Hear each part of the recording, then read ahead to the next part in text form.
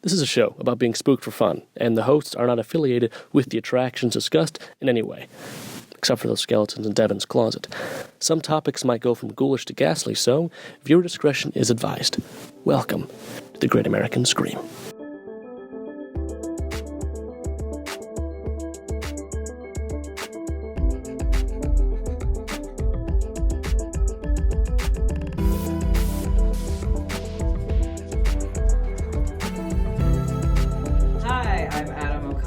And I'm a spooky ghost. Oh my god. Devin Wright, hello. I didn't know I was in the presence of a spooky ghost. And welcome to the Great American Scream, a podcast about everything haunted in the United States, except not really haunted, just the scary stuff. That you pay money for? What is this, Adam? This is all about why Americans like to scare themselves for fun. We love horror movies. Every Halloween we go out and do, spooky hay rides and haunted houses. We love doing, the Momo stuff. We love scaring ourselves. I don't like the Momo stuff. The Momo stuff's scary. Exactly, but, the kids still do it. The kids do it. So I want to know why, and I want to explore what's the scariest and the funnest that America has to offer. Yeah, and I'm here for the goose and gags, and also I hate scary stuff a lot, but hopefully I hate it in an entertaining way, because I get jeeved out by all the goose and ghoulies. You are mostly here so I can talk about theme parks uninterrupted for 45 minutes. Exactly. So, speaking of theme parks, one of the epicenters of sort of the theme park world is Orlando, Florida. Heard of it? Have you? Really? It's a little known town. Two of sort of the biggest giants in the industry. Gatorland. And Discovery Cove. Well, Discovery Cove is part of SeaWorld, but I'll give you that goof. All right. Gatorland and... Disney World. No, the Holy Land. The Holy Land. Which is where my dad would threaten to take us when we started arguing in the car on the way to Disney World, and he would say we're going to go to the Holy Land instead of a real theme park. We're going to go to the Holy Land so you can learn about Christ. Yeah, exactly. So it's Walt Disney World and it's Universal Studios. I am a former Walt Disney World cast member, but I'm also a Universal Studios annual pass holder, so I don't know where my loyalties lie. I'm a viewer of Disney movies and a rider of the Hulk. Yeah, so you had a qualm about visiting theme parks in October. Yeah, okay. I'm very much here for the premise of this podcast. I think it's very interesting to talk about the different haunted things and events that people go to. I think there's some interesting podcasts to happen there. I myself am a podcast professional, having produced half a season of one show. And I was on board until I found out that we were doing theme parks in October as our first episode, which nobody goes to theme parks in October. You go to theme parks as a New Yorker. You yourself are a New Yorker. You know that there are only 3 times when New Yorkers go to Florida to go to a theme park, or go to Florida at all. It is during the summer to go to a theme park, during Christmas to go to a theme park, or when you retire so you can die there in a retirement home. Okay, first of all, you go during President's Week. So you're already wrong. Super weird. Yes, you do, because you have the week off of school. Anyway. You have 1 day off of work. Off of school. When you were in high school during President's Week, you had the whole week off. Comment below. Somebody went to a shitty high school and didn't get to... I went to a public high school. And so did I. But coming from a former theme park worker, Christmas time is the worst time to go to a theme park ever. How dare you. But theme parks can be kind of a slow time in October, unless that theme park offers a Halloween event. And Universal Studios in both Orlando and Hollywood happens to I guess that host. Most of them do. Most of them do, yeah. But Universal happens to host probably what is the number 1 theme park Halloween event in the world, which is Halloween Horror Nights. So Halloween Horror Nights is a hard ticket event, which means it is separate admission from your daily pass to get into the park, that transforms the whole park into different areas of scare zones and haunted mazes based off of movies or original concepts by the team at Universal. And what makes it so great and what makes it the number 1 Halloween event in the world, in most people's opinions, but not everyone's, is that the people that work at Universal Studios are all movie-making geniuses. So they have the investment into the props, the costumes, these really in-depth storylines that makes the event really great. It's got a big cult following. There are people, you can buy what's called a frequent fear pass, which is basically a season pass for the whole season to go to Halloween Horror Nights. That's actually what my neuropsychologist gave me when he diagnosed me with anxiety. A frequent fear pass? And there are people that go to this event like every night that it's on in Orlando, which can get to upwards of 40 nights depending on the season. Like a prophet in the desert. Yeah. Is dedicated to the spook. After following the event for years on the internet, I finally got to go in 2018, and it really like ignited my true love for haunted attractions, which is why this podcast exists. So why don't we talk about how the event got started? Yeah, so I'm interested. So when you think of what theme park in Orlando is the biggest theme park, people say Disney World because it's Disney and they own everything. Yes. And Universal is kind of always the second one they mention. Yes. So like, why did this come up because Universal started before Disney, yes? No. No. Walt Disney World opened before... No, I mean the Halloween-ness. Yes, no, the Halloween event happened way before Disney started theirs. Okay. However, Disney as a theme park entity existed in Orlando before Universal Studios did. So Universal Studios opened in 1990. And it was kind of already riddled with problems when it opened. It was like this big thing. They were all excited. It was like backed by Steven Spielberg. He was like there opening day to cut the ribbon, which is why so many attractions at Universal are based off of Spielberg's movies. Jaws. Like E.T., Jaws. The best ride ever created, and it's gone. A travesty that it's gone. But it's gone for Diagon Alley, so like... Yeah, it's gone for some wizard that I don't care about. I'm just kidding. I love Harry Potter. Yeah, no, Devin's a big Harry Potter stan. But not. I don't stand the author. Anyway. Okay, great. Yeah, me neither. But so Disney kind of already dominated the scene of the theme park world in Orlando. So Universal kind of wanted to get into this. Their movies are very popular, and they said, we should start thinking about opening up sort of a gate in Orlando. So they approached Michael Eisner, who at the time was the CEO of... was the CEO of Paramount Pictures, and they said, hey, we want you to help us, we want you to head this Universal East Coast Park project. And Michael Eisner did not express interest, so the project was tabled because he was such a big name in movies, they didn't really have another person they wanted to use. So what you're saying is that Universal Studios dodged a bullet. Yes, but that's another episode where I'm going to talk about Michael Eisner. Yeah. But so Eisner, the spookiest of theme park CEOs, Michael Eisner. So Michael Eisner became the CEO of Disney, and shortly after this happened, and then when he started sort of coming up with his own creative ideas within the company, he said, hey, we should have a movie park. And that became MGM. And yes, so when they announced Universal Studios opening, so like this big fanfare, they said, we are Universal Studios and we're going to open this really cool theme park. Michael Eisner went, actually, we've been building a movie park this whole time. And there's going to be a big hat in it and that everybody loves. Well, the hat wasn't there that first. Everybody loves. It's their favorite thing. The hat didn't open with the park. Yeah, that's because they didn't have enough money for it, so they're like, I guess we'll build the theater. I guess we'll build the theater just as a placeholder for the hat. So the concept of Disney, MGM Studios, so Disney announced it, built it, and opened it before Universal even got the chance to open Universal Studios, which is incredible. Yeah. Universal was like, hey, you stole our idea. And Michael Eisner was like, not really, because we've kind of been talking about a movie park since like 1986, so it's not really our fault. And Disney somehow got off scot-free.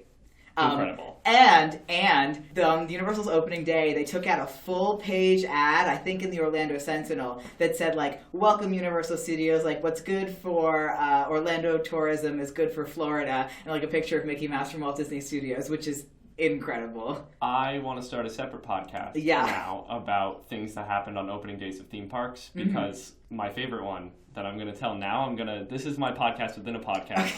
It's called Theme Park Whoopsies. And when Euro Disney was opened, people bombed the power lines. Yes, that is true. Direct action. But so I love you, France. Here's what happened on opening day of Universal. Yes. So Universal at the time had these 3 e-ticket rides, or their big attractions. Yes. It was Confrontation, which is like a simulator kind of ride where you were in an elevator, or in a, what are those called? Cable cars? Yeah. Yeah, and then you got attacked by King Kong. Javert and Jean Valjean sing at you, and one fights with the chair.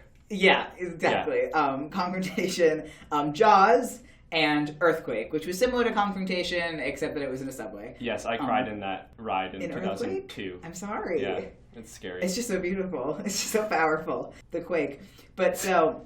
The quake! It's just so powerful.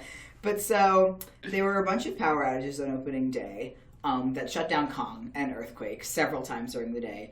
And then it was also thundering and storming, which had to shut down Jaws, because theme park policy is that if there's lightning in a certain mile You radius of can't the area, interact you with can't sharks. have water. Yeah, no sharks. No sharks allowed if lightning's around. Yeah. Because then the lightning strikes the shark and it becomes an And then it's electric shark. it's a fire shark. Yeah, yeah. They basically, all 3 of their e-ticket rides were down, and everyone was like, why are we here? So the lines for the other attractions got really long, and Universal was like, that didn't go well. So then the people who run the park go, that was scary for us. Wait, light bulb, let's make it scary for them. I mean, kind of. They were struggling with attendance for their whole first year. They opened Back to the Future in 1991, which kind of brought a nice... Incredible. Crowd in because they were like, hey, people like these movies. Universal was like, what can we do that Disney hasn't done yet, basically? And so Jay Stein, who was the park president at the time, and Julie Zimmerman, who was a prominent member of Universal Creative, they came up with the idea of something called Fright Nights, which was a Halloween event that at the time cost $12.95 a person. Oh, frightening. Tickets for Halloween Horror Nights now go from $60 to $100 a night. Even more frightening. So it was 3 nights, that's it, and it had one house called the Dungeon of Terror, which was a huge hit. The Dungeon of Terror was like this medieval dungeon, and you would go through and you go past different show scenes of like monsters and other scary people like torturing people in different ways. Some of them were like dressed as guests to give the implication that like, guests had gotten kidnapped during the day. You would get tortured. Yeah, eventually. Yes. Which became a motive that Universal ends up using in a lot of scare zones and houses in the future. That's disturbing, but go on.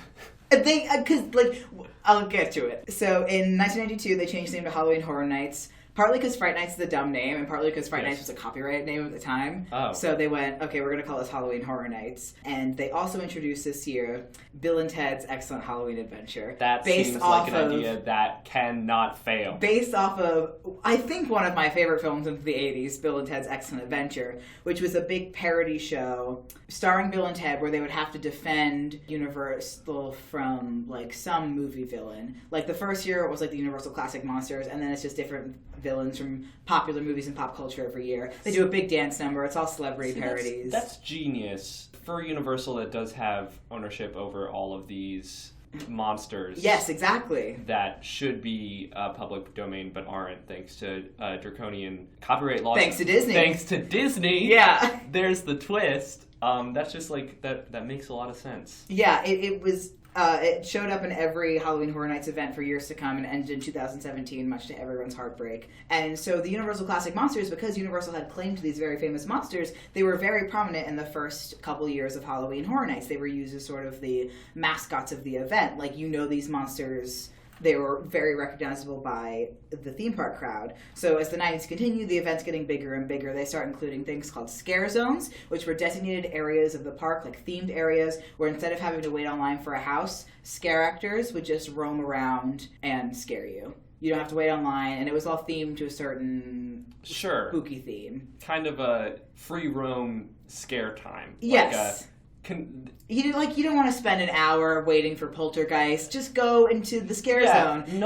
Listen, when I go to a haunted house, I think this is too easy. I always go to a place to get scared. And I'd like the scares to be like how they are in real life, which is that they creep up on me and unannounced spook the shit out of me. Nowhere is safe. And this also, so Universal Halloween Horror Nights actually coined the term scare actor. They introduced something called Ghoul School, which was the first school for how, not to be confused with the motion picture Scooby-Doo and the Ghoul School, but it was a training school for how to scare people. Not to be confused with the school that I'm an alumni of, Cool School. The Cool School in Coolsville. Oh, God. I think Coolsville sucks. I think Coolsville sucks. So, anyway, so in 1995, they introduced the first icon. They said, we need a mascot for the event. And the mascot was the Crypt Keeper from the HBO show Tales of the Crypt. You rang? Yes, exactly. So he had his own house, and he served as the host for the event. And it really drew a lot of people into Halloween Horror Nights because everyone was like, hey, I know that guy. This was a haunted house? He wasn't going, welcome to my split level. It wasn't like, here's my kitchen, and like... Welcome to HGTV. Yeah, it wasn't like, welcome to my crib, but it was, welcome to my crib. Yeah. So they also introduced the first 3D house in 1999. All houses are 3D. Yes, I know. All houses are 3D. But what made this one 3D is they use a special paint, and then you put on these 3D glasses before you go into the house, and I guess it makes stuff appear closer than it is. I don't know. I've never been through one of the 3D houses. Like a car mirror. Yes, spooks may be closer than they actually appear. And they did this for a lot of houses. Asylum Wonderland was a 3D house. Lunatic's Playground was a 3D house. Okay, Adam, this is all very fun, but I want to learn about Jack the Clown. You want to learn about Jack the Clown? Jack the Clown. Okay, so in Halloween Horror Nights X 2000, they started with Roman numerals and then they switched to numbers because they're at like 27 now, so it's too many. Yeah, we don't want to be the Super Bowl. Yeah, exactly. So they introduced the first original icon. They used the Crypt Keeper for a couple of years, and they were like, we are a park that makes movies. We need to create a story for this. So they introduced Jack Schmidt, otherwise known as Jack the Clown. Okay. So he had a backstory that came out in a lot of press and media, which is that in 1920 he was a clown in a circus and he murdered 13 children. When the circus ringleader found out, he murdered Jack and hid his body and the bodies of the children in the carnival's House of Horrors.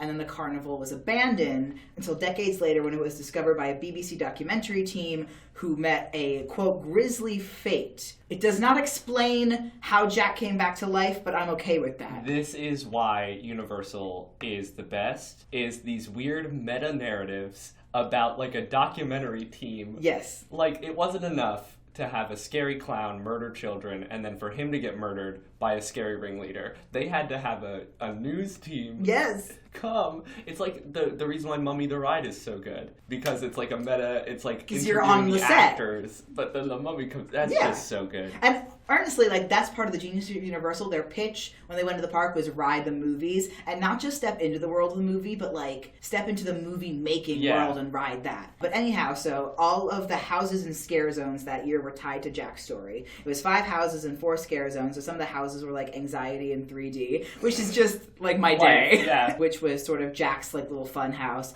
And they had the scare zones. It was like the midway of Dr. Morose, which I think was just themed to like be a circus freak show, carnival, midway, and also Clown Attack. Kind of hot and cold there. Yeah, Clown Attack, which they probably could have come up with a slightly snappier name. I don't know.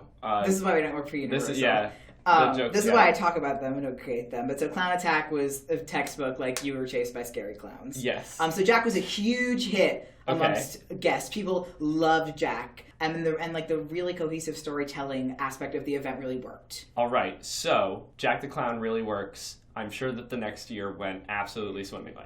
Yes, so 2001. Oh, God. Halloween season. Starting to get into August, not a great year. September, not a great year. So the original plan, they said Jack was so successful, let's continue his storyline. So they introduced Jack's little brother, Eddie. So Eddie was supposed to be... Also followed in the family footsteps of being a murderer? Yes, being a murderer. He was supposed to be the most violent and realistic, frightening character that Universal created for this event. The tagline for the event was "No more clowning around." And the implication, the story was that Eddie had murdered Jack and kind of taken Halloween Horror Nights hijack. That's why they couldn't hijack.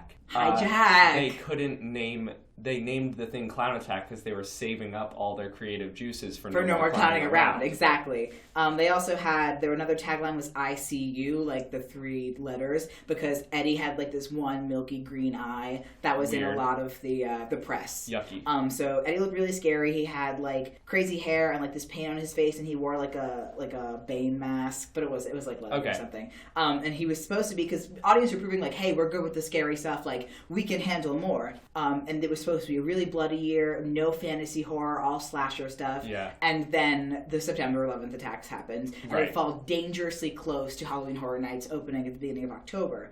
So Universal immediately said, like, this is way too soon, we need to change this event. So they took out every reference to blood, gore, severed heads, severed limbs, nothing. And all references to the word terror were taken away. Got it. Because of the implications of terrorism. So all blood was replaced with like a green ooze, and the theme they then changed to was more of a fantasy horror. Got it. Instead of realistic bloody horror. So Makes a couple sense. of things changed. So there was a parade, the Festival of the Dead parade became Nightmares on Parade. A house called Bloodbath Underground became Ooze Zone. That's a win. You think it's a win for Ooze Zone? Was Ooze Zone was the bad guy in that one Ivan Ooze from the Mighty Morphin Power Rangers movie? I mean, possibly. I wasn't there, but... Well, if it's not, I'm disappointed. It could be a backstory. And then Terrorland, which is supposed to be like Fractured Fairy Tales, became Scary Tales, just to get rid of the terror word. And actually, Scary Tales would become a Halloween Horror Nights kind of franchise for years to come. There was a Scary Tales house last year. I'll get to that later. Yeah. So Eddie was scrapped entirely because he basically looked and acted too much like a terrorist. Yeah, there's a lot of odd kidnapping, hijacking. There's some problems there. So they brought Jack back with the tagline, Jack is back. Jack is back, yes. Incredible. And then Jack kind of matched this like fantastical fantasy horror theme. And people were okay with this because like they loved Jack, but all of the press and stuff for Eddie had already come out, so people were a little confused. And Universal Creative wasn't really sure how to proceed in a post 9/11 world. Like, can we keep having this bloody event? Yes. And this is from like Halloween Horror Nights like 12 to 19. So as the 2000s continued, Islands of Adventure, which is Universal's second gate in Orlando, and the better park. We'll see. All right. It opened in 1999 and was struggling with attendance, so they moved the event to Islands of Adventure initially, and they themed kind of Islands of Adventure to be all the different islands, like this corrupted, scary version of what it is during the day. So like, you know, Marvel Superhero Island, which is where Spider-Man and the Hulk are, it became something called Island Under Siege, which was sort of the city overrun by villains, and they had the bodies of dead superheroes, and not just like random superheroes like Captain America, Spider-Man, like the icons strewn up as trophies and like lying on the street. Marvel was not thrilled about this. I am. And they said, please don't do that again. And Universal said, okay. But it was there for one glorious year. Jurassic Park became this area of like dinosaur-human hybrids. Chimeras. Yes. Incredible. And then... But I see here Booville. Yes, which Booville. I'm thinking is a scary version of the Grinch Stole Christmas Whoville. Yes, so there's an area called Seuss Landing, and the Seuss Oh my god, I'm right? Yes. I thought you knew you were right. I did not. There's an area called Seuss Landing, and the Seuss estate, his wife, did not want Seuss Landing to have anything to do with Halloween Horror Nights. She said, like, this is an area for children, like, absolutely not. Yeah. But Universal still wanted to keep the cohesive theme, so they changed Seuss Landing to Booville. So they said, screw you and screw your dead husband. We gonna put some dead kids in there. No. Okay. What they did do is they played some spooky music and turned off all the lights, and the story of the area was that all of like the creatures were like locked underground. Spooky. That was it. Yes. So also... What happened with Cindy? So there was this... Cindy Lou Boo. Yeah, no, this was that. Cindy, not to be confused with Cindy Lou Who. She didn't have anything to do with... what Cindy are we talking about? It's not Lauper. I wish it was. No, but I wish it was not, Cindy Lauper. Cindy, in the year 2002, was supposed to be the icon of the event. She was like the textbook scary child. Okay. She like Little Wednesday Addams child. But then in the Orlando Sanford area that year, there was a string of child kidnappings, and they said, maybe not. Universal's really hitting it. Yeah, they're really striking out. Like that's 2 years in a row. It's almost like scary things are scary and shouldn't be put up in theme parks. And have implications. Now I want to talk about the next thing. Wait, but so they changed the icon to the caretaker. Okay. Who was her father, who's like a spooky mortician. Creepy. He like cut people's limbs off and stuff like that. Okay, so I need to talk about the next thing. Yeah. Because you mentioned this in our pre-production meeting. Yeah. This bullet point says Penn and Teller nuked Vegas. Yeah. Now, I've seen Penn and Teller fool us, which is my favorite TV show ever. I watch reruns on YouTube. I love that tall man who loves libertarianism, and I love the small man who doesn't speak because he is a socialist and doesn't want to hurt the tall man's feelings. Okay. They did an ICBM on Vegas? Yeah, so there was a house that year. This has nothing to do with like the development of Halloween Horror Nights. I just love to talk about it. So they had a house that year. They started introducing the idea of like celebrity houses. Like Alice Cooper had a house, Rob Zombie had a house, but Penn and Teller. What would Rob Zombies be themed around? House of a Thousand Corpses, interestingly enough. Novel. Wouldn't have seen it from him. Yeah, exactly. But Penn and Teller don't really fall into that same social circle. No, they're fun. They're fun, happy magicians for people who are visiting Vegas. Yes. Yeah. So the story of this house was I'm going to read this from the Universal website at the time. In an event to enhance one of their signature magic tricks, where the duo catch a bullet with their teeth, they decided to ditch the revolvers and instead settle for intercontinental ballistic missiles. Unfortunately, this souped-up trick goes horribly wrong, and in turn, the city of Las Vegas is irradiated as a result of this botch. Penn and Teller, however, were able to salvage what was left of the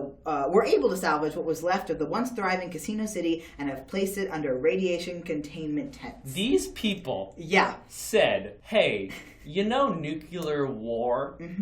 Like, I know back then... This you was know, 2002. It was 2002, we had a great level-headed guy in the White House. Uh-huh. And North Korea was not a problem, famously. Yeah. They were like, let's do Fallout New Vegas, but real, and because of Penn and Teller. Well, That's what this was... people did. Wait, when did Fallout New Vegas come out? Way later. Okay, good. I was going to say, maybe this was the inspiration. Maybe this inspired Fallout New Vegas, the best Fallout game. But also, don't dodge the question, Adam. Are you asking me why? Why? You know, like, I've tried to find as much information on this house as I can, including videos. I can't seem to find any other than, like, promotional photos of what the logo looked like. I am curious as to whether Penn and Teller approached Universal with this idea, or Universal went, hey, Penn and Teller, we have this idea. Oh, which one is better? I don't know. They're both so which good. One is better? I like the idea of Penn and Teller coming to Universal and saying, I'm going to put 3 ideas under these 3 cups, and I'm going to move them around, and you have to pick one. Yeah. Except the trick is that they switch out fun, spooky magic show, and they switch out a zombie magic show, and all 3 cups have nuclear annihilation. Las Vegas, yeah. So that was that year. In 2013, they introduced a new icon called the Director. He was a director that made snuff films. That was his whole thing. Oh my god. His little theme song was like... Very real. Yes. It was a director that made... His little theme song was like, you ought to be in pictures. He had a signature kill, which a lot of these icons had, where he would be like filming somebody in a scene in a bathtub, then he'd drop like a toaster in there or something and kill them. Alright. That's fun. Interestingly, about 2013, they planned to do a house called Severe Fear, which was going to be their most intense haunted house yet. It was scrapped last minute because creative really wanted to push it and really wanted to do it, and then higher-ups kind of went, we don't know about this. But basically it involved you getting like thrown into an open coffin, like climbing through a chain link fence, climbing in a tunnel, where you were like chased by crawling scare actors. There was one room where you like were given the guys to escape, but they were all locked, and then a chainsaw man came through one of the doors. There was a safe word, which was "I'm a fluffy bunny," which was what you were supposed to say if you wanted to get out. So humiliating. Yes. Hey, you want to be safe? Make a fool out of yourself. Yeah, exactly. Idiot. You just paid us, however, $12.95. I don't know what the price range was at this point, but yes, the higher ups scrapped it last minute, and they said, maybe not. Yeah, maybe not. Universal. Yeah. So in 2015... Not 2015. This is Scary Nights 15, right? This is Scary Nights 15. So that's 2000 what? Oh, pardon me, 2005. Okay. Not 2015. And when I said 2013, I meant 2003. Yes. Anyway, so this was the storyteller, who is the icon, who I have to say, like, no tea, no shade to her. She's my least favorite icon. She's basically a scary grandma who she tells stories and she cuts people's tongues out. That's about it. I'm not a big fan of that, but what I am a big fan of is what her name is. Could you please No, tell me that? That is not her name. Oh. There was a big marketing discrepancy because the icon was a storyteller, but all of the houses and scare zones that year were based off of this concept called Terra Cruntus. No. Terra Cruntus? Terra Cruntus. Honestly, I could not tell you. I don't want to know anything more. I want to believe that this grandmother's name is Terra Cruntus. I went to high school with Mrs. Cruntus. How are you, Mrs. Cruntus? So Terra Cruntus was this idea of this parallel Earth that was very scary. And then she was, it was ruled by the queen, who was this like biker babe, like eldritch abomination in a leather jacket, and she rode a motorcycle. This seems way and cooler. She drank wine that was blood, and like Was it wine or was it blood? It was wine that was blood. It was fermented blood. That's not. It was. It was fermented blood. It was Jesus' blood. It was. Yeah. It was. The only wine that is blood that I know of is that blood of Christ juice that I drink every Sunday. But so Universal Creative was really pushing the Terra Cruntus concept, but the higher ups went, we want the storyteller as the icon because this is really confusing. So the whole event was kind of a mess. Adam, I'm with you. I'm still bumping on Terra Cruntus. Terra Cruntus? What's the Latin root that they're going for? What You're does the scholar Cruntus here. mean? I don't know. What does Cruntus mean? What does Cruntus mean? Did the internet say? I don't know. I think it was a word they made up. He seems to be a metal music artist. Oh, Cruntus? Oh, Cruntus, Latin. You don't tell me that this... What does it mean? What does it mean? Okay, so this definitely heard me. Uh-huh. Because... Did it come up? It came up, Latin to English. Latin, Cruntus. English, Cruntus. Damn it. Well, I guess we'll never know. Yeah, I think it means spooky. Probably. Yeah. It's the Latin... it's the Latin root for spooky. Yeah. So in 2006, This was the year that, first of all, I will always remember because it had a very scary commercial. And when I was 8 years old-ish, sitting in my living room in Florida, this commercial would come on like Nickelodeon because it was like targeted advertising for like people in the Orlando area. Yeah. So it was this guy, and he would wake up and he was in a glass coffin. So he was like banging against the top of the glass coffin. There was spooky music playing. And then in another room so this was an anniversary event, so they brought back the 4 original icons. Jack, the storyteller, the director, the caretaker. Not Eddie. Not Eddie. Eddie didn't make a return until years later. Never as an icon, but he was in a house. But so this was the 4 original icons, and they were like lighting a birthday cake that had like 16, and then it played like a very spooky happy birthday, and they would like slowly walk toward this man in his glass coffin, and he was like beating on it, like you could see his breath on the coffin, and then they would all put the cake down, and then there was a knife and it was stabbed, and I was very afraid of it. It gave me nightmares for months. I'm very afraid now. It was very scary. I'm very afraid. I don't like this at all. But so the theme was like Sweet 16 because it was Halloween Horror Nights' 16th anniversary. Well, now I'm on board. So it was the big. So they brought back the 4 original icons, and they had the scare zone at the front of the park was the 4 icons doing their signature kills. So the caretaker like cutting guys like toe off or something. I don't remember. The storyteller and telling then a story, cutting kills it. Yeah, cutting someone's tongue off. The director electrocuting someone in the bathtub, and Jax, who is my favorite, the human blender, which is a big blender that he puts a person in. And what's really good about the human blender is that it has measurements on the side for how many people you need to fill to that certain line. So it's like 1 person for like a quarter of a cup, and like 2 people for half a cup. I like that. Yeah, I'm into a human blender. It's really good. The human blender is also my signature dance move. Oh, how's it? Like, how do you do it? This is an audio-only medium. I know, but I'm going to show it to you. Oh, you're going to show it to me? Do you want me to describe it as I'm seeing it? Or I'm doing it right now. Yeah, it's all from like the nips up, and there's no lower body movement involved, and you kind of alternate between the way that your head is thrashing and your head and both your arms move independently of each other, and then you pull your shoulder. I think I pulled my lap trapezius or whatever spooky that muscle. Anyway, it was that event was a big hit. People loved the original icons coming back. Yes. They were all really excited. So in 2017, they said, "Hey, let's bring back Jack." People love Jack. Horror Night 2007. Sorry, Horror Night 2007. I'm the expert now. Yeah, Horror Night 17. It was the big thing. It was called Carnival of Carnage. So it was Jack's return, and he was traveling the globe collecting oddities and murderers for his carnival. And so Universal got the rights to Leatherface from Texas Chainsaw Massacre, Jason Voorhees from the Friday the 13th franchise, and Freddy Krueger from the Nightmare on Elm Street franchise. Yes. It was huge. People loved it because they were like, "Oh, we love these movies." They also introduced Chance, who was the rapper.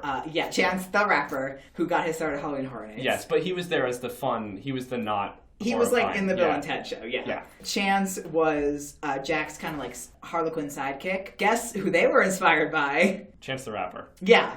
The Joker and Harley Quinn. Yes. Hell yeah. It was basically the closest they could get to doing the Joker and Harley Quinn without DC being like, "Excuse me, don't do that." It was a big hit. Everyone loved that event. In 2018, the icon was Bloody Mary. Horror Nights 18. Sorry, Horror Nights 18. You made this outline. I know. Horror Nights 18, the icon was Bloody Mary. It was a pretty good event, and Bloody Mary is a pretty popular icon, but they ended up never being able to use her again because, fun fact, the story of Bloody Mary is copyrighted. Well, that didn't stop me from trying to do it in my bathroom in my elementary school. Exactly. Seeing what I assume was my breath on the mirror and running out screaming. That it was Bloody Mary. Like the child I was. Yeah, so you can, whoever owns that copyright can probably legally sue every child, you, and every child that has ever attempted Bloody Mary. Which, fun fact, this is the same reason why Rudolph cannot be in any Christmas theme park shows, because Rudolph or in any Halloween or in Halloween shows, or in any shows really, because he is also copyrighted, including the song. So that one makes sense. In 2019,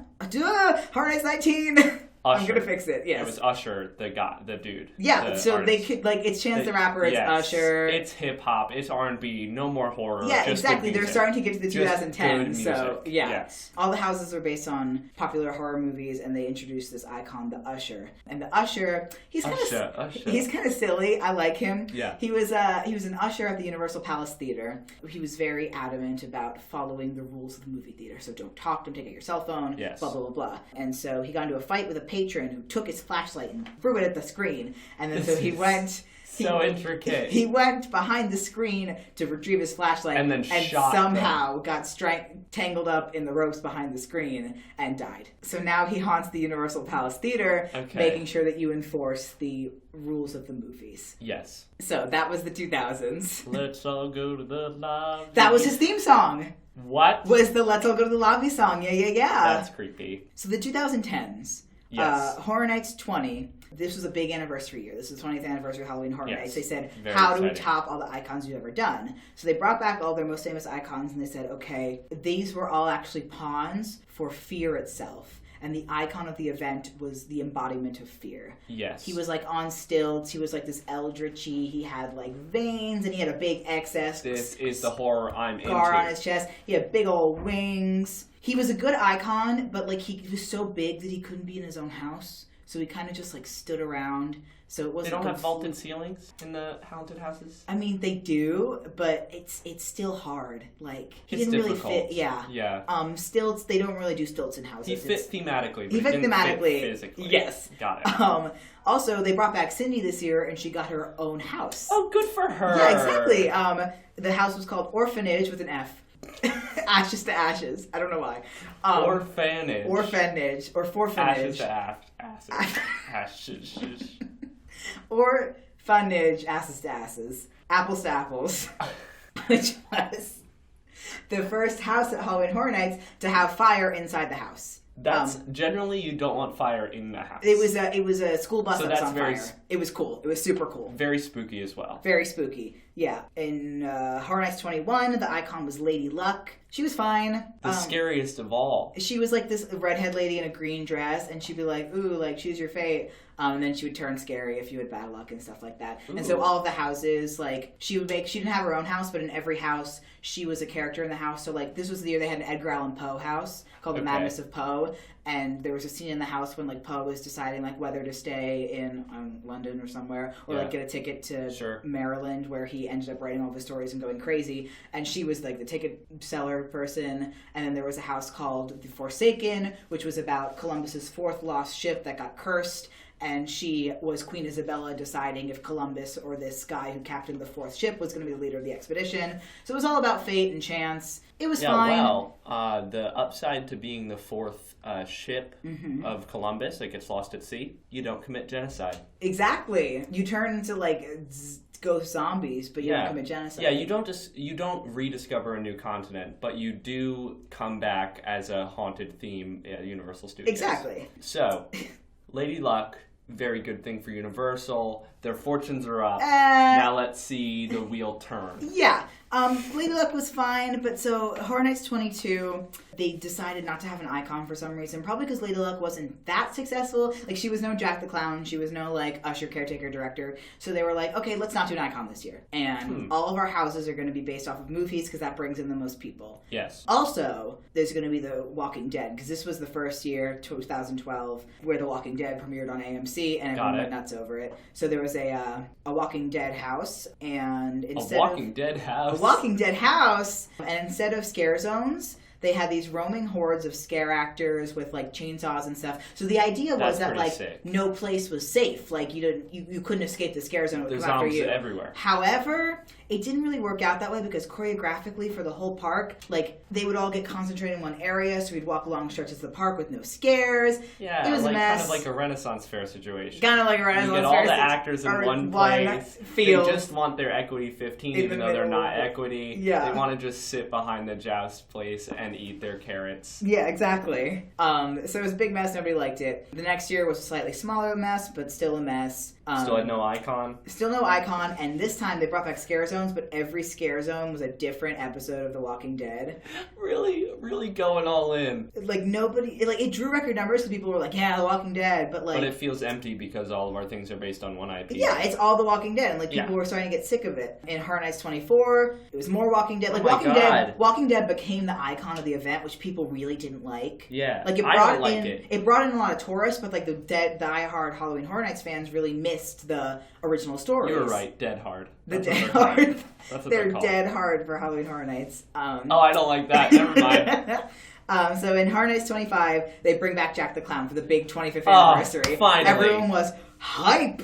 They brought on the Carnage Returns, which was a stage show of the Carnival of Carnage, where he would just kill a bunch of people. It was great. It ran for 30 nights, which was the longest the event has ever run. There was another Walking Dead house that was a complete mess. There was a scene. Have you seen the show? Yes. I haven't seen the show. I'm reading the... Yeah. Yeah, there's the scene in the show when they go into like a flooded food bank. Yes. And so... That was it? It wasn't the whole house. It was a scene in the house, but basically they were like, we're going to do this really cool flooded food bank scene. But what it was 2 scare actors in like a jacuzzi tub. Yes. Dressed as zombies. Yes. And then, like, sometimes, because it was when they do the cast switch outs in the houses. Yeah, you have to get out. You're not allowed to be in a hot tub for more than 30 minutes. You would walk past an empty jacuzzi tub in the middle of a haunted house. And you go, spooky. Bacteria. If I go in there, I'll get pruny. Yeah, exactly. This is also the first year of the Purge that they brought. Not the actual Purge. Finally, like the Purge Universal did not started to let the Purge happen on their grounds. Yeah.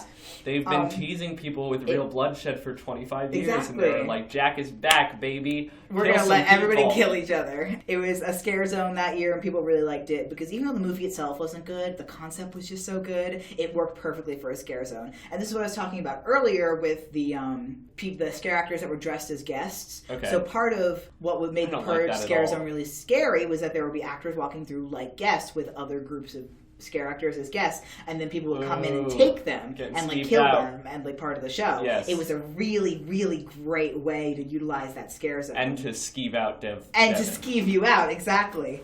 People really loved it, and they would bring back the Purge for years to come. So 26 was a direct sequel of 25, but instead, Chance, Jack's sidekick, was the icon of the event. Good for her. Good for her, exactly. Yes. She's awesome. Year of the Woman. Year of the Woman. 2016, we all remember. Ooh.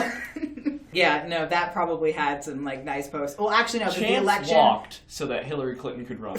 Yeah, exactly. For president. I'm a Democratic activist. Don't come for me. Chance was the icon, and the idea was that after the events of 25 and like the Carnival of Carnage, she and Jack got thrown into a mental asylum, and so the idea that all of this that was happening at Halloween Horror Nights was her theater of the mind. Like the logo for the event was a comedy and tragedy sign that were like messed up. So it was happening in like the theater of her mind. She was reliving all of her kills and stuff like that. It was really cool. Theater. It was cool. It was very popular. They didn't like her quite as much as Jack, but she did a good job. So 27 was the last year of Bill and Ted. That's tragic. It was also the first year without The Walking Dead, though. Okay, so people were very sad about Bill and Ted closing. There were like, but they're like Pyrrhic victory petitions, and they're like, hey, like let's not end this show. And then other people were like, it's been going on for 27 years. Like the children don't know who Bill and Ted are anymore. Yeah. Like the children when it started barely knew who Bill and Ted yes. were. This year had a Shining house, which is interesting because I don't think of The Shining as a particularly scary movie. Well, that makes one podcast. But they did like all the iconic scenes. They did like the blood elevator and the like through the maze of the snow. I hate going into a building and pressing the elevator button and I get the blood elevator. Yeah, exactly. It's like, again with the blood elevator. I shouldn't have worn my white pants. Should wear my rain boots next time. Which brings us to last year's event, Halloween Horror Nights 28, which is the one that I got to go to for the first time, which was so exciting. Incredible. So, yes. 80s themed. Yes. Very cool. Ran for 36 nights. That's longer than October. Did it go before October or at the end of October? It began in September and then ran to November 1st. It doesn't happen every night. Okay.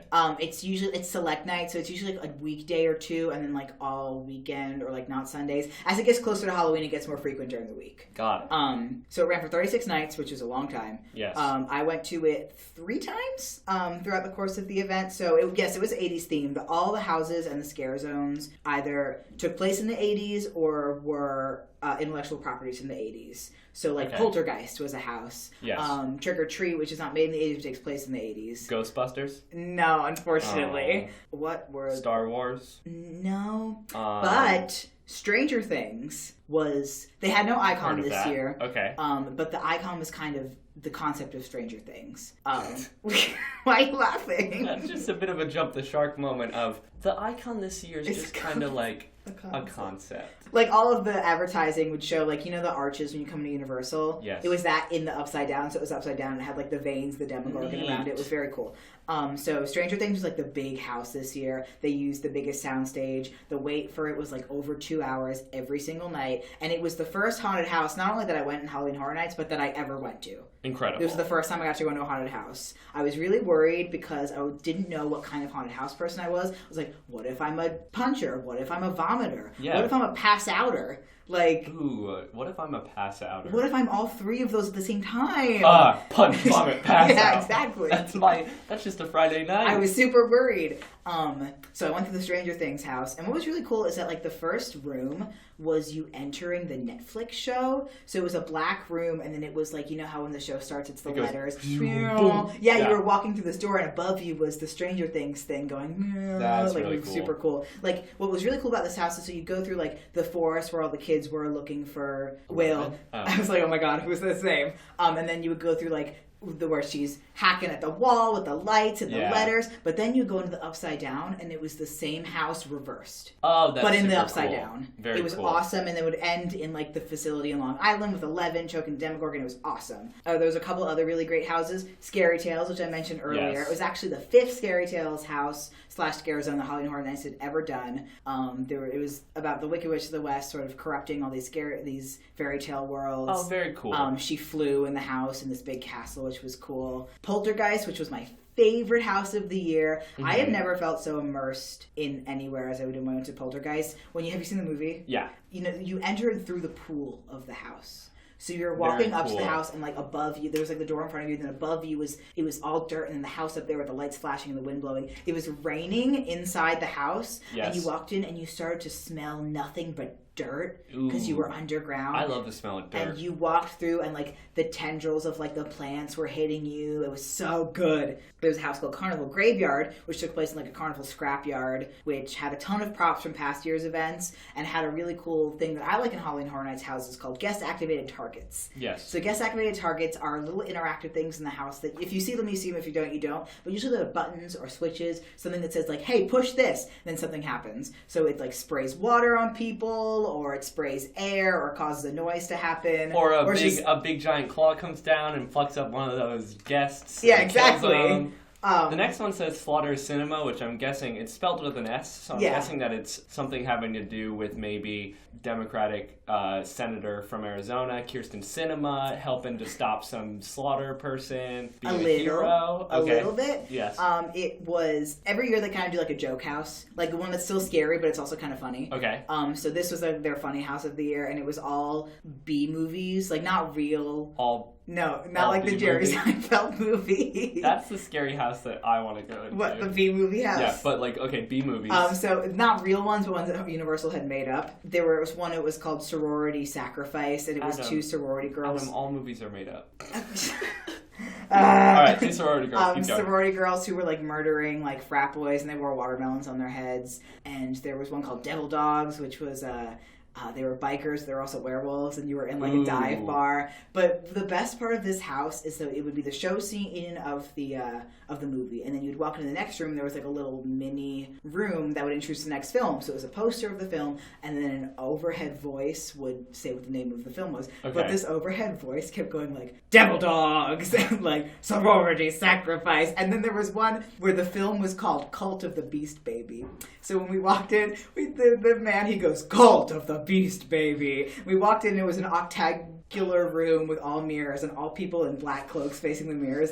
And then in the center of the room, a baby doll in a little cage. It was so good. It was so funny. Cult of the Beast Baby is the name of my ska band. Cult of the Beast Baby. Yeah, it's Cult of the Beast, comma, baby. There was a house called Dead Exposure, which I think was the most frightening house of the year. I wish I could tell you more of what happened to him. My eyes were closed for most of it, because like I had my eyes, because like this was like the 3rd house we went through, and the first 2 houses we did were Stranger Things and Scary Tales, which were not that scary. Like they were more interesting than scary. So we were walking into Dead Exposure, and we were like, okay, like this is a big boy house. Yes. gotta put our big boy pants on. Like, this is a big boy house. Yeah. And we were walking through, and it, like, the outside of the house or the exterior was some, like, war camp, and was, like, tents and stuff. Okay. And they were doing some spiels about how it was like a zombie house. So they're doing spiels about how there was an outbreak and that you were going to get vaccinated through the spray. And they said something like the vaccination will cause like temporary hallucinations and blindness. And we were like, what? And they sprayed us with the thing as we went to the house. And so the house used strobes a lot,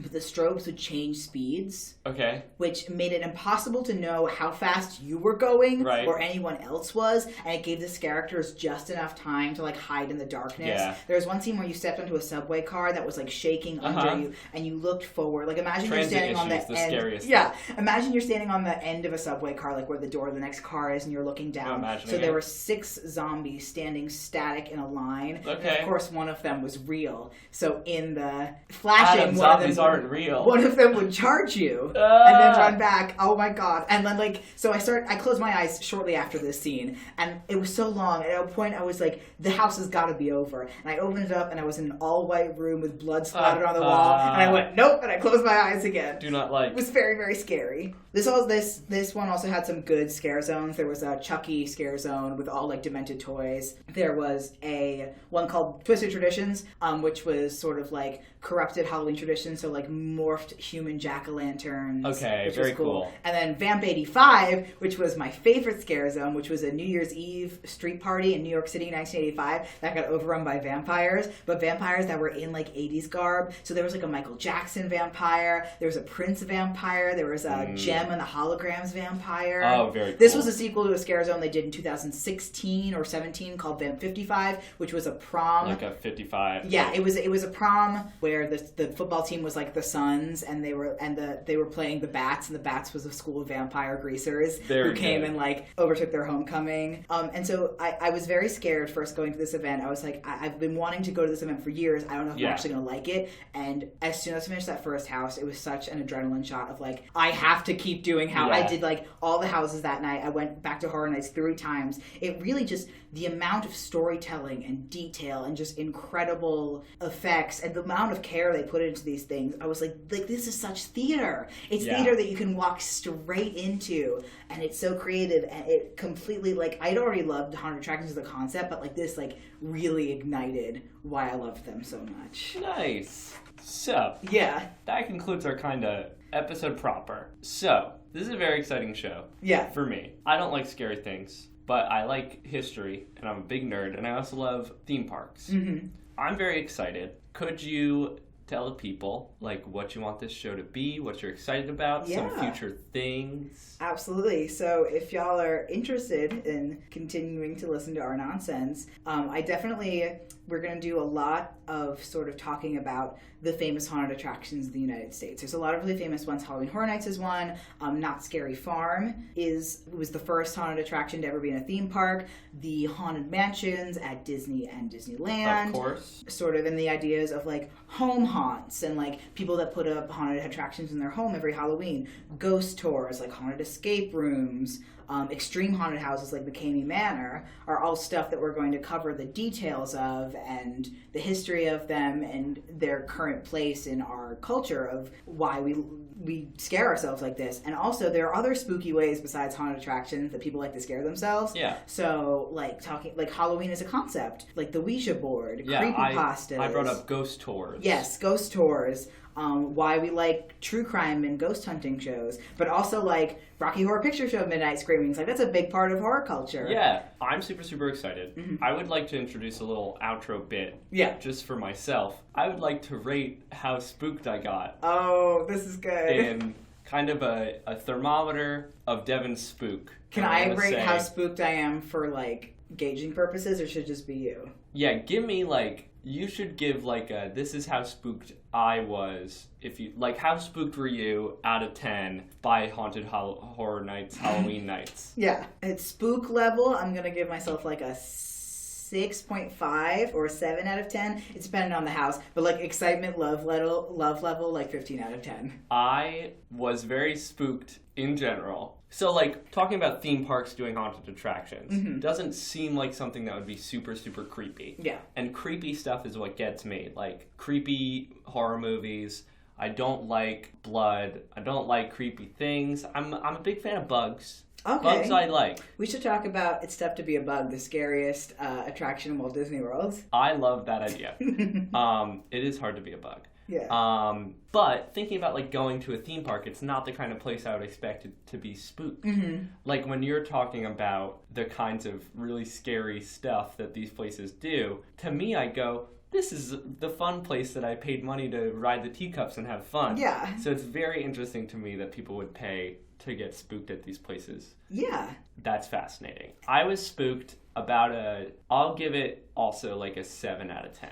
Oh, cool. Yeah. Yeah, and that's very valid that you say, like, why would people pay an exuberant amount of money to get scared for fun? There were points where I feel like I could have gone up to 10 out of 10 skeeve out range, yeah. But I'm leaving myself room because I'm sure there will be scarier things than Universal Studios Haunted Horror Nights. And that fact, Adam, the fact that I can see so much headroom to this spook scale is making me scared to do this dang podcast with you. Dang whole podcast. But you know what? The biggest part of why people keep going back to Halloween Horror Nights again and again is, like, this sounds really corny, but like a big part of it is the people. Yeah. There's the regulars that go every year and they relish in these stories and they go with their friends and they say, I remember I went to this house in 2005 when it was this, and I remember when they moved this to here, and it's these characters that have been working at the event for years and years, and they've withstanded the corporate stuff and the getting punched by guests and like stuff like that, and they still come back year after year because they love doing this, because they know, even though they're making people scared, what the best thing about Halloween Horror Nights is that immediately after the scream is the laugh. Yeah. You scream, you get freaked out, and you said, that was ridiculous, that was so much fun, let's do it again. Incredible. So, this has been episode 1 of The Great American Scream. Do we have a Twitter handle?